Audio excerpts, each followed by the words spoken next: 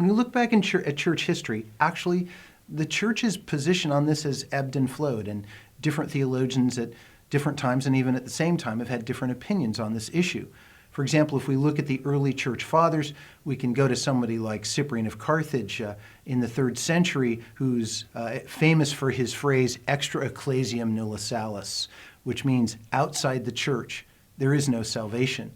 So very, very clearly for Cyprian, those who are outside of the faith of the one true church, the church known as the Catholic Church at that time, are simply not saved. And yet, in times near his time, there were other theologians who thought differently about this.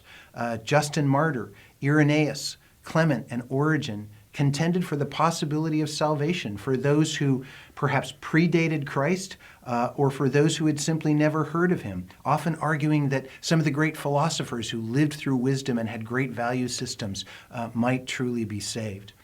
Then there's Augustine, the most important theologian in the early church, who, at least in his early writings, allowed for the salvation of those who had not yet heard the gospel. This caveat was, once they had heard the gospel, they needed to accept it. And if they rejected it, then at that time they were lost.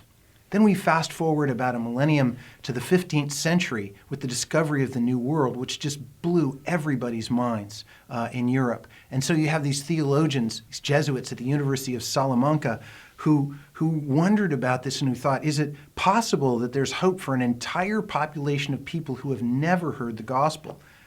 And they agreed that it's possible that God could give them the grace to understand enough about God from nature to arrive at faith in him. And they felt that just possibly God would count this as if it were faith in Christ and that they might be saved.